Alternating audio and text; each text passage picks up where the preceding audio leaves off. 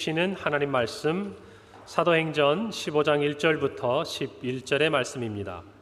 신약성경 213페이지 사도행전 15장 1절부터 11절 말씀 우리 한 목소리로 또박또박 함께 교독합니다. 어떤 사람들이 유대로부터 내려와서 형제들을 가르치되 너희가 모세의 법대로 할례를 받지 아니하면 능히 구원을 받지 못하리라 하니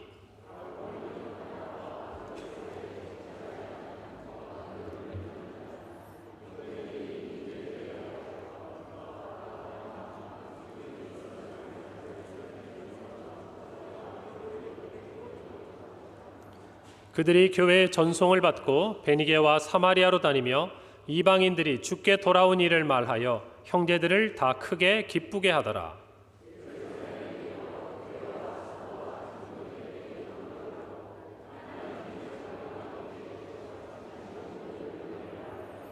바리새파 중에 어떤 믿는 사람들이 일어나 말하되 이방인에게 할례를 행하고 모세의 율법을 지키라 명하는 것이 마땅하다 하니라. 많은 변론이 있은 후에 베드로가 일어나 말하되 형제들아 너희도 알거니와 하나님이 이방인들로 내 입에서 복음의 말씀을 들어 믿게 하시려고 오래전부터 너희 가운데서 나를 택하시고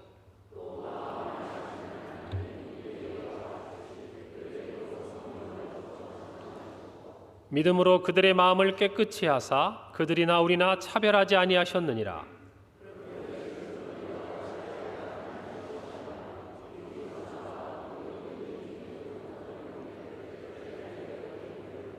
함께 읽습니다. 그러나 우리는 그들이 우리와 동일하게 주 예수의 은혜로 구원받는 줄을 믿노라 하니라. 아멘. 할렐루야. 네, 한 주간 평안하셨습니까? 제가 구석구석 보니까 반가운 얼굴도 뵙고 마음이 참 좋습니다. 우리 옆에 분들하고 이렇게 인사하십시다. 반갑습니다. 사랑합니다. 그래요. 하나님께 정말 우리가 앞에 나와서 한 가족이고 또 한 형제여 자매라는 것이 얼마나 반갑고 기쁜 일인가 모르겠습니다. 지난 한 주간 제가 교회에 있는데요. 특별히 토요일 오후쯤 됐습니다. 이렇게 교회 문을 열고 들어오는데 갑자기 우리 주일학교 학생들이요 막 땀을 흘리면서 달려가는 거예요. 이마에 보니까 애들이 교회에서 무슨 모임이 있나 순간적으로 그 생각을 했는데 좀 있다 보니까 우리 집사님도 막 얘들을 따라서 또 어디로 뛰어가시는 거예요. 이제 알았어요. 초등부 수련회 하는구나. 성경학교 하는구나. 그리고 보니까 우리 그 교회 곳곳마다 어떤 미션을 주고 이제 애들이 거의 찾아가 가지고 아마 그것들을 수행하면 어떤 뭐랄까요? 그렇게 도장을 받고 그렇게 하는 어떤 프로그램을 진행하는 것 같았어요. 근데 애들이 막 교회 안을 이렇게 뛰어다니는데 너무 좋아요. 여러분도 그 자리에 있으면 웃음이 나오셨겠죠. 네, 그래요. 이렇게 교회 안에 어린 아이들이 뛰어다니고 그 다음에 또 우리 선생님들이 함께 같이 아이들과 어울리는 모습들을 보는데 제 마음이 너무 좋았습니다. 교회가 뭔가 이렇게 좀 생동감이 있다고 그럴까요? 살아난다고 그럴까? 저는 우리 교회 곳곳에서 좀 아이들 막 떠드는 소리, 웃음소리 막 그런 얘기 많이 들렸으면 좋겠어요. 남들은 층간소음 들려가지고 막 뛰면 싫다고 그러는 사람도 있던데 여기 집이 아니니까 그래서 교회 안에서 우리 다음 세대가 그렇게 성경학교 수련회하는 것들이 흐뭇한데 우리 다음 주에는 또 여러 부서가 함께 합니다. 우리 성도님들 많이 기도해 주시면 좋을 것 같아요. 이렇게 뭔가 생동감이 전해지고 참 즐거운 자리도 있지만 또 우리는 지난 한 주간 우리 뉴스와 여러 가지 소식을 통해서 안타까운 이야기도 전해 들었습니다. 우리 새벽마다 또 금요일에 기도하고 있지만 튀르키예와 시리아를 강타한 지진으로 말미암아서 너무나 많은 사람들이 안타깝게 죽음을 맞이하고 힘든 어떤 그런 상황에 놓여 있는 것들을 보면서 저도 기도하고 또 우리 교회가 어떻게 이 일들을 좀 함께 도울 수 없을까 지금 기도하면서 준비하고 있어요. 우리 성도님들 중에 아마 그런 마음을 가지고 우리 교회가 좀 저렇게 어려운 분들을 도우면 좋지 않을까라는 분들이 있다면 마음으로 준비하고 계시기 바랍니다. 네, 저희들이 함께 그런 것들을 또 마음을 모으는 자리가 있으면 좋을 것 같아요. 제가 그걸 보면서 느끼는 게 있어요. 여러분 참 과학이 발달하고요. 세상이 놀랍게 변하지 않았습니까? 지난 어떤 100년의 시간들을 쭉 놓고 보면 정말 제가 그냥 그렇게 많은 세월을 산 게 아니어도 저 어릴 때하고 지금을 놓고 보면요. 얼마나 많이 달라졌는지 몰라요. 정말 그 세월 한복판을 지나가신 여러분들 대단하십니다. 얼마나 힘드세요? 빠르게 변하는 세상에 적응하면서. 그런데요, 여러분 그 시간들을 이렇게 쭉 살펴보면서 느낀 거는 예전에 할 수 없었고 생각지도 못했던 일을 해내는 그 사람들의 지혜와 또 기술의 발달이 엄청 대단하고 정말 우리가 괄목할 만하게 보이지만, 그러나 이런 지진 앞에서, 홍수 앞에서 여러분 어떤 생각이 드세요? 아마 오래전 예전 선사시대부터 그 전부터 지진이 일어나고 홍수가 일어나고 아마 그것들에 대해서 얼마나 많이 대비를 해왔겠습니까마는, 오늘날 같이 이렇게 과학이 발달한 시대 가운데서도 지진 한번 일어나니까 어떻게 막을 방법이 없는 거예요. 이럴 때마다 제가 정말 이번 주간에 한 자매, 바이올린을 통해서 하나님 앞에 영광을 돌리는 자매가 이 트리키에 일어난 그 지진을 배경으로 해서 이렇게 힘내라고, 아무것도 염려하지 말고 두려워하지 말라고 그 바이올린 연주를 통해서 위로하고 하나님을 찬양하는 영상을 제가 전해받았어요. 근데 그 안에 보니까 우리는 얼마나 약합니까? 우리는 얼마나 무기력합니까? 근데 이 말이 제 마음속에 굉장히 다가오는 거예요. 인간이 아무리 대단해 보여도 이 대자연 앞에서, 그 재난 앞에서 너무나 약하고 무기력한 존재라는 것을 깨닫게 되는 것이 오늘을 살아가는 저와 여러분에는 과거나 지금이나 동일한 것 같아요. 여러분, 이렇게 세상에는요, 우리로 하여금 아무것도 할 수 없게 만드는 일들이 있습니다. 개인으로 놓고 보면 어떨까요? 여러분, 죽음이 그런 것 아니겠습니까? 조금 전에 우리가 소개했습니다. 정말 아버님을 그리고 어머님을 하나님의 품에 안겨드리고 이 자리에 나온 우리 유족들에게 먼저는 하나님의 위로가 함께 있기를 바랍니다. 우리가 아무리 과학이 발달하고 의술이 발달하고 의학이 발달해도 언젠가는 죽음이라는 것 앞에 서게 되는 나약한 인생인 것을 우리는 배우게 됩니다. 그냥 남의 일 같을 때는요, 나하고 그닥 상관이 없는 것 같지만 내 사랑하는 사람, 우리 가족들, 나와 친한 친구나 이웃 중에 그런 소식을 듣게 되면요, 정말 멀리 잊고 살았던 그 죽음이라는 것이 문득 우리 가까이에 와 있는 것 같은 느낌을 받기도 하는 것입니다. 여러분, 그런 어떤 죽음에 맞닥뜨린 인간에게 이 세상 어디에서도 줄 수 없고 또 그곳에서만 얻을 수 있는 복된 소식이 있습니다. 여러분, 그것은 바로 예수 그리스도의 이름인 줄로 믿습니다. 우리 유족들과 또 더 나아가서 어제 우리 원로 목사님께서 이제 하나님의 부름을 받으셨습니다. 아마 이 자리에는 오랜 시간 원로 목사님의 가르침과 말씀과 또 섬김을 기억하면서 안타까운 마음으로 이 시간을 지나는 분도 계시리라고 생각을 합니다. 모든 분들, 오늘 영상을 통해서 우리가 잠깐 나오고 있지만 여러분, 인간은 누구나 똑같은 것 같아요. 우리가 집사님이든 또 권사님이든 또 목사님이든 누구든지 하나님 앞에 부름을 받는 시간이 오는 것입니다. 그런데 이 슬픔 가운데서도 우리가 일어날 수 있고 위로를 얻을 수 있고 감사할 수 있고 소망을 간직할 수 있는 이유가 있다면 그것은 바로 앞서 말한 모든 분들에게 하나님께서 구원을 허락하셨기 때문이라는 것입니다. 할렐루야. 그분들이 정말 죽음이라는 것 앞에서 한없이 나약해져 보이는 인생에 불과하지만, 그러나 그분들 모두가 예수 그리스도를 믿음으로 말미암아 구원을 받으셨다라는 이 사실 때문에 저와 여러분은 슬픔을 이겨낼 수 있는 것입니다. 위로를 받아들일 수 있는 것입니다. 더불어서 영생에 대한 소망을 간직할 수 있는 것이죠. 그리고 우리는 함께 고백합니다. 우리가 받은 이 구원은 오늘 설교의 제목처럼 하나님의 은혜라는 것입니다. 사랑하는 성도 여러분, 여러분 우리의 구원이 하나님의 은혜임을 믿으십니까? 아멘. 그래요. 지난 한 주간 특별히 제가 와서 가장 많은 장례를 이렇게 함께 경험하고 치렀습니다. 그러면서 죽음에 대한 생각들, 또 우리의 영생과 삶에 대한 생각들을 할 수밖에 없잖아요. 그런데 오늘 이 설교의 제목들을 제가 쭉 생각해 보면서 사실 주 초에 이것들을 결정합니다. 고민을 많이 했어요. 오늘 설교의 제목처럼 구원은 은혜로 받습니다. 이거 모르는 분 계시나요, 이 자리에?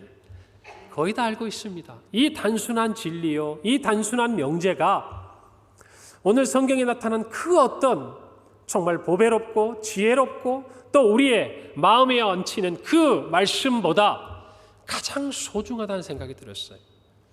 가장 귀하다는 생각이 들었어요. 오늘 저와 여러분이 다 알고 있고 믿고 있는 말씀을 저는 이 자리에 살 겁니다. 화려하지 않을 거예요. 투박할 거예요. 그러나 그 무엇과도 바꿀 수 없는 생명이 되는 줄로 믿습니다. 오늘 우리 모두가 이 자리에서 그것을 확인합시다. 확인합시다. 붙들기를 바랍니다. 에베소서 2장 8절은 우리에게 이렇게 말씀하고 있습니다. 너희는 그 은혜에 의하여 믿음으로 말미암아 무엇을 받았다? 구원을 받았다 그래요. 이것은 너희에게서 난 것이 아니요 하나님의 선물이라고 말합니다. 저와 여러분 오늘 이 본문, 이 말씀에서 세 단어를 기억해야 돼요. 첫 번째 은혜, 두 번째 믿음, 세 번째 구원이라는 것이. 여러분 이 세 가지가 분명하면요 우리는 세상에서 그 어떤 것도 두렵지 않습니다.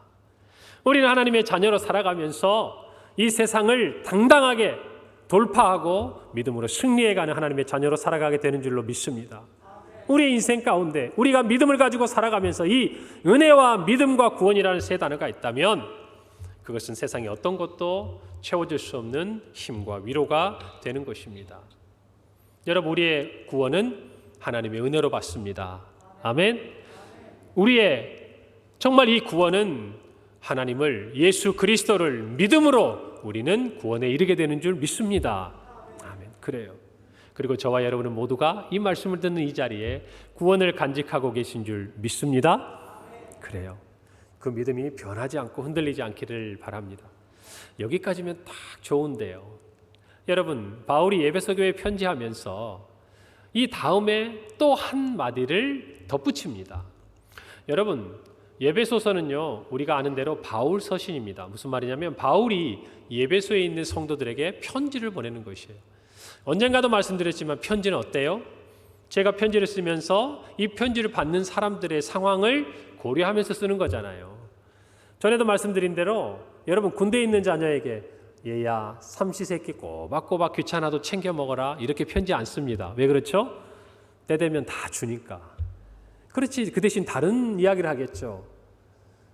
훈련할 때 다치지 말고 항상 건강하고 몸 조심하고. 여러분 그런 거 아니겠어요? 편지도 마찬가지. 이 에베소 교회에게 편지를 쓰면서 우리 가슴 속에 너무나 간직되는 이 중요한 세 단어 은혜와 믿음과 구원에 대한 이 관계를 이야기해 놓고 사도 바울은 그 다음 9절에 이런 말을 덧붙입니다. 9절 말씀이에요. 행위에서 난 것이 아니니 이는 누구든지 자랑하지 못하게 함이라. 자 여러분 조금 전에 우리의 구원은 은혜와 믿음으로 말미암는다고 이야기를 했는데 그 다음 이어지는 9절에서 뭐라고 이야기합니까? 이것이 아니라는 거예요. 무엇으로부터 비롯되는 것이 아니라는 거예요? 행위. 우리의 어떤 행함으로 우리의 구원이 이루어지는 것이 아니라는 것입니다. 그리고 이 구원에 대한 비밀은 누구든지 자랑하지 못하도록 하나님이 은혜와 믿음의 영역에 두셨다고 이야기하는 것이에요.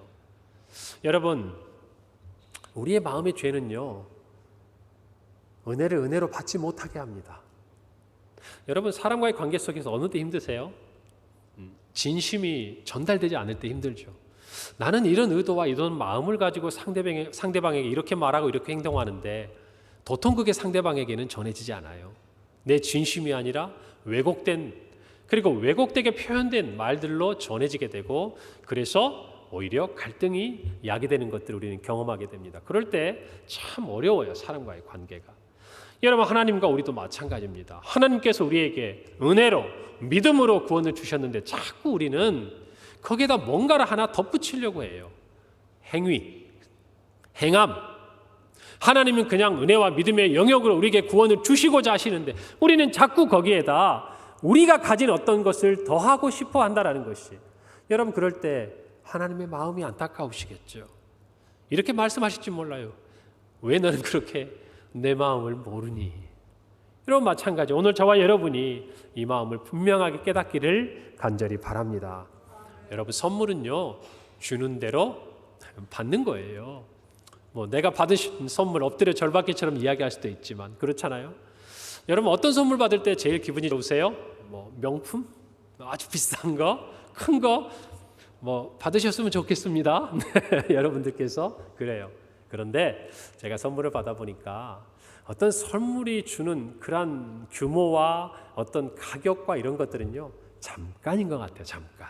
그냥 그때 좋아요. 그런데 그 선물 받아가지고 너무 좋아가지고 쓰지도 못하고 장롱 깊은 곳에 여러분 간직해두면 그 선물은요, 시간이 지나가면서 퇴색하기 마련이에요. 그런데 선물을 받았는데 받을수록 좋은 게 있어요. 기분 좋은 게. 그런 선물 어떤 겁니까? 꼭 이런 거예요.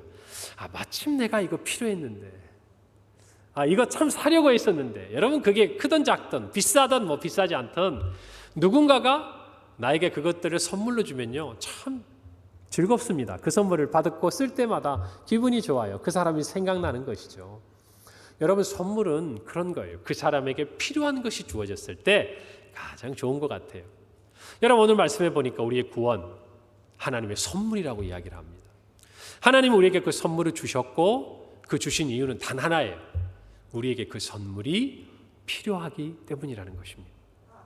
그런데 저와 여러분은 그 선물을 받은 다음에 그대로 그냥 받으면 되는 것을 자꾸 거기다 뭘 더하려고 해요. 예를 들자면 이런 거죠. 그냥 선물을 받았습니다. 그럼 제 선물 받은 거 아니에요? 그런데 거기다 제가 다시 포장지를 예쁘게 쌉니다. 그리고 이렇게 말하죠. 어때? 내가 포장을 예쁘게 싸니까 선물이 훨씬 더 예뻐졌지? 그리고 리본을 더합니다. 그리고 나서 이렇게 이야기하는 거죠. 자, 리본까지 다니까 어때? 이 선물의 가치가 높아졌잖아. 거기까지는 괜찮은 것 같아요. 그런데 그 다음 이렇게 이야기하게 돼요. 그러니까 이건 네가 준 게 아니라 내 거와 마찬가지야. 여러분, 말도 안 되는 얘기 아니에요? 그런데 우리의 신앙 안에서, 구원 안에서 우리는 그와 같은 일들을 어리석게도 하는 경우가 있다라는 것입니다. 사랑하는 성도 여러분, 오늘 저와 여러분이 분명히 고백하는 거 하나는, 선물은 선물로 받는 은혜가 있기를 바랍니다.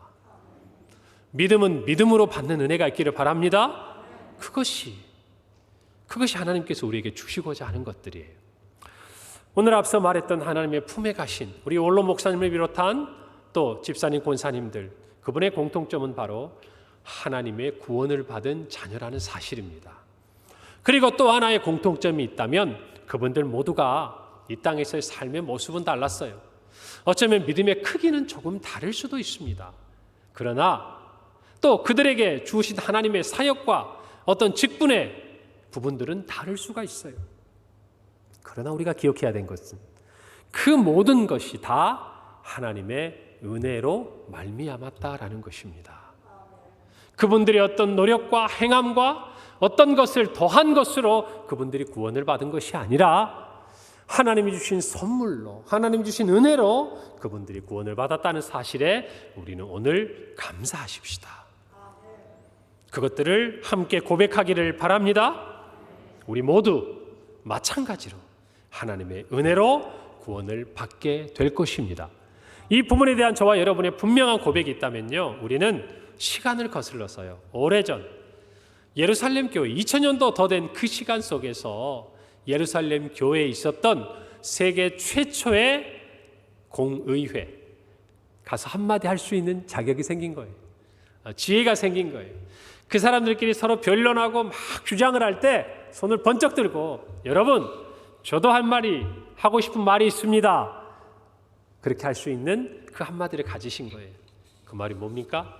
여러분, 구원은 행위가 아니라 믿음으로, 그 믿음을 가능하게 하는 은혜로 받는 줄로 믿습니다. 할렐루야.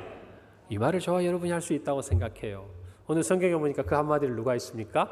베드로가 한 것입니다. 여러분, 오늘 본문의 어떤 배경은요, 예루살렘입니다. 세계 최초의 공의회, 교회의 공적인 어떤 결의사항을 내는 이 회의가 예루살렘에 있었는데요. 여러분, 이 사건의 발단은 예루살렘이 아니라 안디옥에서 시작합니다. 저와 여러분은 사도행전 말씀을 지금 묵상하고 있죠. 하나님께서 안디옥에서 이방인에게도 복음을 전하게 하셨고 그것이 놀라운 부흥을 가져왔습니다. 그리고 그곳에서 성령께서 따로 바나바와 바울을 세우셔서 그 당시 소아시아 지역에 있는, 지금 지진이 일어난 터키, 그 지중해 인근에 있는 지역으로 복음을 전하게 하셨습니다. 그리고 그들이 그 복음을 전하고 돌아온 다음에 성령께서 역사하셔서 수많은 영혼들이 하나님 앞에 돌아오는 그 일들을 보고하고 믿음과 성령이 교회 안에 충만했습니다. 부흥의 아름다운 열매들이 그곳에 있었던 것이에요. 자, 그런데 그곳에 한 가지 다툼이 생깁니다. 어떤 다툼이냐면 오늘 성경 1절에서 그것을 가르쳐주고 있습니다. 1절 말씀 이렇게 이야기합니다.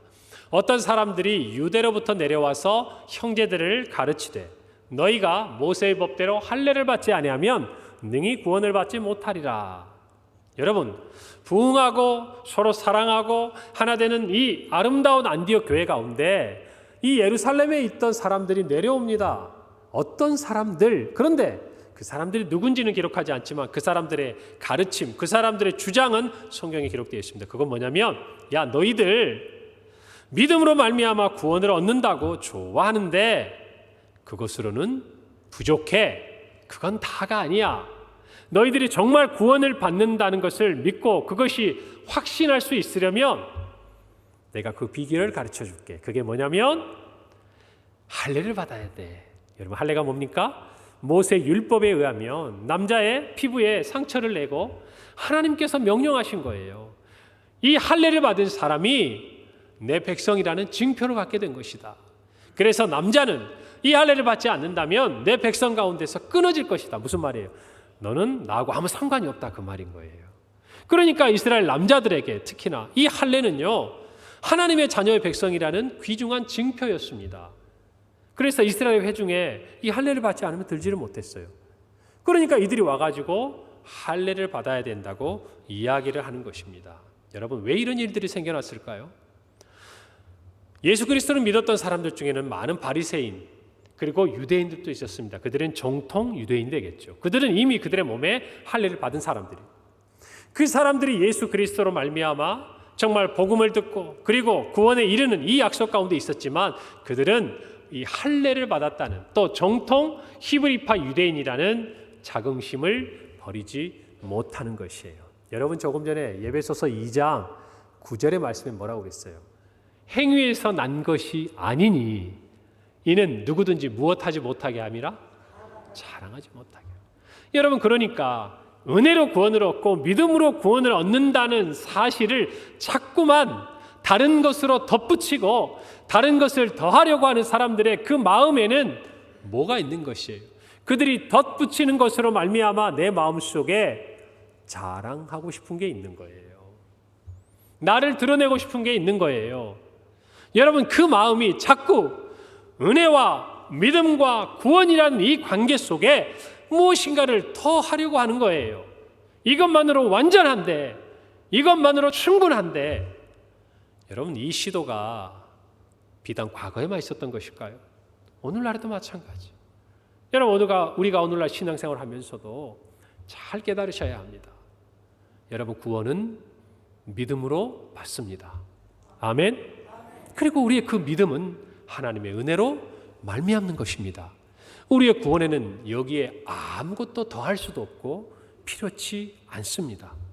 그런데 누군가가 여러분에게 구원을 받으려면 이 외에 다른 어떤 것을 해야 한다고 가르친다면 오늘 이 사도행전 15장에 나타나고 있는 전 세계를 떠들썩하게 하는 이와 같은 다툼과 변론을 일으켜내는 그 일들이 다시금 이 자리에서 시작되고 있다는 것을 아셔야 됩니다. 여러분, 우리 원로 목사님께서 만으로 24년, 햇수로 25년을 평강교회를 섬기셨습니다. 그리고 우리가 다 알듯이 이 강단에서 말씀을 가르치셨습니다. 제가 어제 우리 성도들과 함께 1시에 위로 예배를 드리면서 드렸던 말씀이 있어요. 목사님과의 첫 만남 속에 목사님이 창세기 1장 2절의 말씀을 저에게 아냐고 물어보셨습니다. 엄청 당황했습니다. 그런데요, 목사님이 저를 곤란하게 하려고 하신 말씀이 아니었어요. 처음 만남에 아직 서로가 어색하고 조금은 낯선 그 시간 속에 목사님은 저에게 훅 다가오시더라고요. 어떻게 다가오셨냐면 본인이 그 2절 말씀으로 최근에 깨달은 것을요 이야기하고 싶으신 거예요. 음식을 앞에 두고 이제 식사를 시작하려고 할 때. 여러분, 목사님에게 아마도 말씀은 목사님의 사역의 모든 시간 속에 목사님을 붙들어 오시고 또 여러분에게 그것이 목사님의 사명이라고 하나님께서 깨닫게 하시고 사용하셨던 부분이라고 저는 생각을 합니다. 여러분, 그 목사님의 가르침이 무엇입니까? 분명한 것은 구원은 은혜로 받았다는 사실을 목사님이 이 자리에서 말씀하신 거예요. 할렐루야. 어떻게 합니까? 목사님의 설교와 그분이 조직신학의 교수로서, 그리고 우리 평강교회 담임 목사로서 많은 후학들과 후배 목사들을 가르치고 이 강단에서 선포하신 것이 바로 그거라는 것이에요. 은혜와 믿음과 구원 이외에 우리에게 영생에 이르는 길이 필요치 않다라는 사실입니다. 오늘 저와 여러분이 이것을 분명히 깨달아야 할 것입니다. 여러분, 저는 너무나 좀 이상했어요. 왠 줄 아세요? 안디옥 교회는요, 부흥하는 교회입니다. 그리고 그 교회는 탁월한 지도자가 있었습니다. 누굽니까? 바울과 바나바였습니다. 그들이 이론적으로만 무장된 게 아니었어요. 그들은 복음을 들고 전도여행을 다녀온 얼마 되지 않은 시간입니다. 그들은 성령이 정말 걷지 못하는 자를 이렇게 세우고 하나님을 모르던 이방인들이 주님께 돌아오는 것을 생생하게 간증하고 증거하는 사람들이었어요.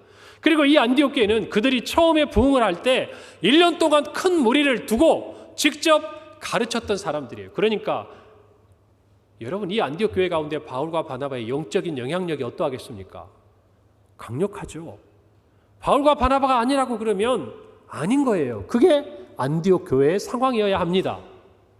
여러분, 그런데 예루살렘에서 온 이름도 알 수 없는 어떤 사람들이 이스라엘 백성들에게, 아니 그곳에 있는 안디옥 교회 성도들에게 가르치는 그 말이 얼마나 그들에게 영향력을 끼쳤든지 여러분, 교회가 시끄러워져 버린 거예요.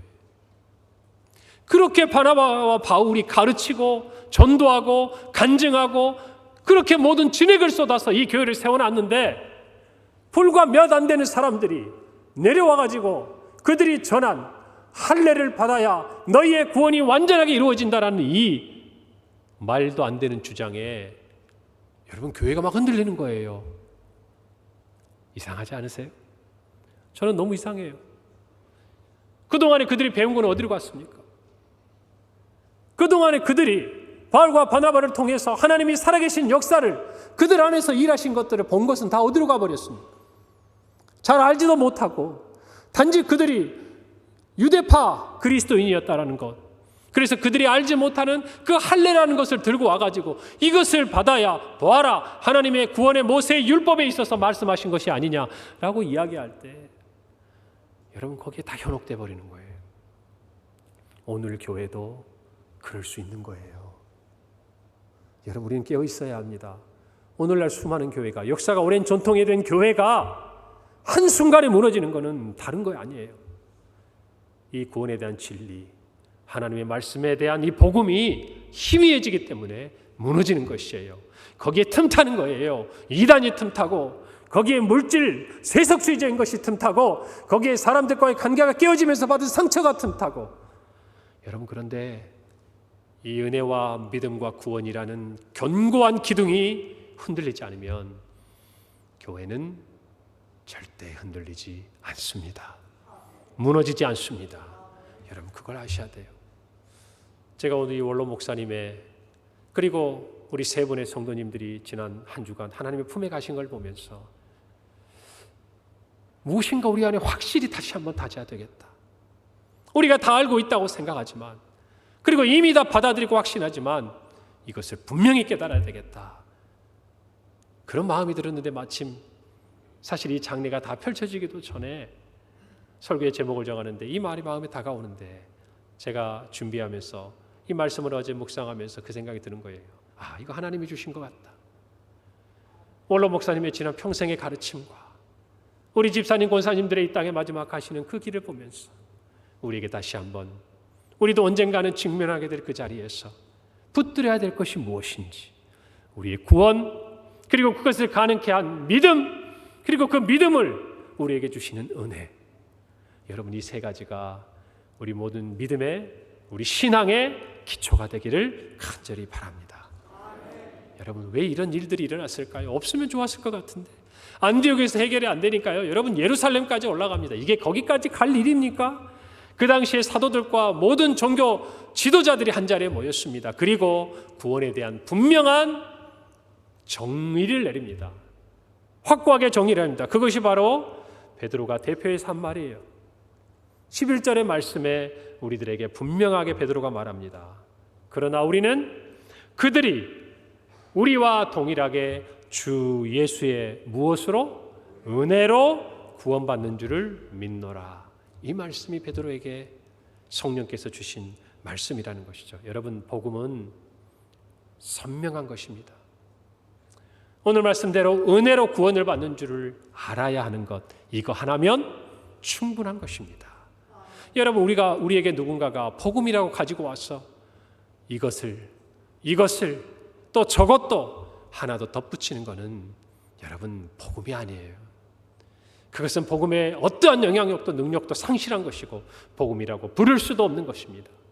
우리 안에 이것이 분명히 자리 잡기를 바랍니다. 왜 이런 일이 있어야 합니까? 이 복음이 예루살렘을 넘어서 어쩌면 예루살렘 교회에는 아무런 문제가 되지 않는 일이었어요. 그러나 이방까지 복음이 전파되려면, 온 세상 끝까지 이 복음이 증거되려면 여러분, 복음은 분명하고 선명해야 하는 것이에요. 많이 배운 사람이든 배우지 못한 사람이든, 지위가 높은 사람이든 그렇지 않은 사람이든, 여러분 건강한 사람이든 연약한 사람이든 젊은 사람이든 나이가 많은 사람이든 복음은 누구나 들었을 때 구원에 이르는 길을 인도하는 선명한 복음이어야 하는 것입니다. 여러분, 오늘 이것을 우리의 마음에 새기기를 바랍니다. 오늘 이 초대교회에 일어났던 신학적인 논쟁은 다른 게 아니에요. 하나는 구원받기 위해서 무엇이 요구되느냐는 이 질문 앞에서 오직 예수 그리스도를 믿는 믿음뿐입니다 라고 이야기하는 것이 저와 여러분의 고백이 되기를 간절히 바랍니다. 간절히 되기를 바랍니다. 그리고 그것이 우리 원로 목사님이 평생 이 단에서, 그리고 정말 이 평강교회 담임 목사의 직을 내려놓으신 이후에도 한결같이 고백하시고 가르치신 것인 줄로 믿는 것입니다.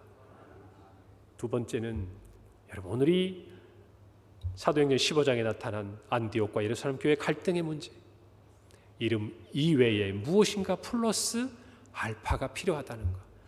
여러분, 우리 평강교회 모든 성도들은 이것은 복음이 아닌 줄로 믿으시기 바랍니다. 누군가가 여러분에게 와서 예수 그리스도를 믿는 믿음 이외에 어떤 걸 요구한다면 그것은 여러분을 구원에 이르게 하는 복음이 아니라는 것입니다. 여러분, 저는 오늘 이 말씀으로 마무리하고 싶어요. 제가 신앙의 세계를 묵상하다 보니까 여러분, 구원의 문제로 씨름하다 주님 안에 가는 사람들이 있어요. 구원을 받느냐 받지 못하느냐, 이것 하나 가지고 씨름을 평생 하다가 주님 품에 가시는 분이 있습니다. 여러분, 그분에게도 하나님의 은혜로 동일한 영생이 주어지는 줄 믿습니다. 여러분, 그래요. 우리의 삶에도 그래요. 구원을 받느냐 구원을 받지 못하느냐, 우리가 뭘 하더라도 이 문제, 이 주제 앞에서 한 발짝도 나가지 못하는 삶을 살아가는 분들도 계십니다. 여러분, 그러나 그 구원도 저는 귀하다고 생각합니다. 그리고 그 고민을 하는 모든 분들에게 구원의 약속이 분명히 주어지기를 바랍니다. 두 번째는 믿음의 문제를 씨름하다가 하나님 앞에 가시는 분이 있어요. 무엇입니까? 믿음이냐 행함이냐. 이 신칭이 오직 믿음으로 말미암아 구원을 받는 것이다. 행함은 구원을 이루게 하지 못한다. 맞습니다. 우리에게는 정말 진리와 같은 말씀이고 성경이 가르쳐 주는 거예요. 그러나 여러분, 이 믿음의 영역만 가지고 행함이 수반되지 못하는 이 모습은요, 아직 나아가야 될 한 걸음이 있는 신앙인의 모습이에요. 여러분, 제가 여러분과 함께 나누고 싶은 말씀은 이겁니다. 하나님 앞에 가는 수많은 성도 중에 은혜의 자리에서 씨름하다 가는 분이 있어요. 어느 자리에서? 은혜의 자리에서. 그분은 이미 구원을 약속받았습니다. 그분은 이미 믿음으로 구원에 이르는 이 비결, 이 진리를 깨달은 사람입니다. 여러분, 그리고 더 나아가서 자신이 가진 이 믿음이 오직 하나님의 은혜였음을 깨달은 자입니다. 여러분, 그래서 그분은요, 믿음에 그리고 행함에 이 문제가 각각 다른 문제가 아니에요. 이 믿음과 행함이 하나로 나아갑니다. 그리고 그는 이 모든 것을 은혜라고 고백하는 것이에요. 사랑하는 성도 여러분, 저와 여러분 모두는 이 은혜의 삶을 살아가는 성도들이 되기를 간절히 바랍니다. 여러분, 그래서 이 은혜를 받은 사람은요, 오늘 9절에 나타난 베드로의 말처럼 이 은혜가 차별이 없다는 걸 깨닫습니다. 이 하나님의 은혜, 구원에 이르게 하는 이 은혜는 세상의 그 어떠한 사람이든, 여러분 정말 목회자로 이 자리에 섬겼던 분들이든, 정말 집사, 권사, 장로님, 또 우리 평신도, 성도로 정말 그렇게 평생을 살다가 성도 그 삶이라 할지라도 여러분 어느 누구에도 차별이 없습니다. 하나님의 구원의 약속은 한결같은 것이에요.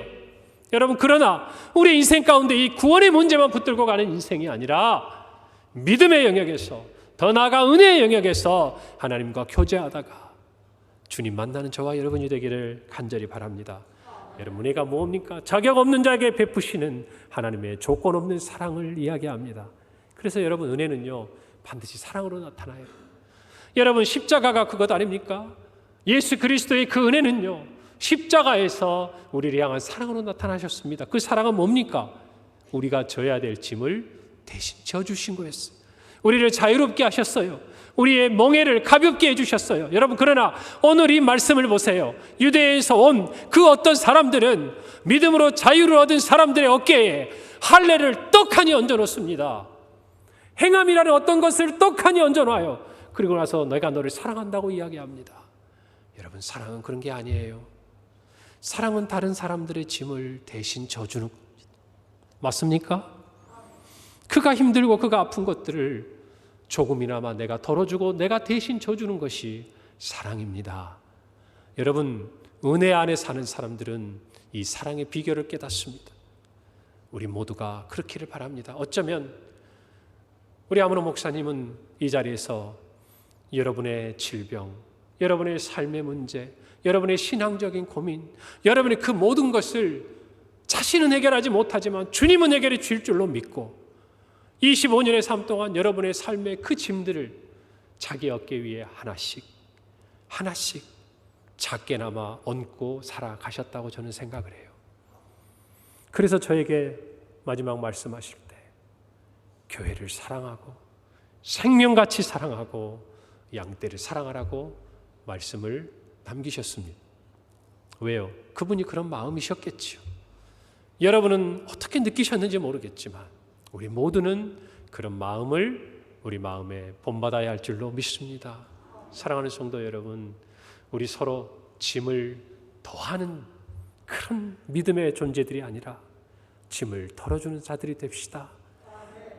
믿음과 구원의 이 관계뿐만 아니라 오늘 말씀처럼 은혜와 믿음과 구원 이외에는 그 어떠한 짐도 지우지 않고 하나님 앞에 자유롭게 뛰놀며 구원의 기쁨을 만끽하며 살아가는 우리 성도들이 되도록 서로 격려합시다. 우리 교회가 되도록 그렇게 서로 사랑합시다.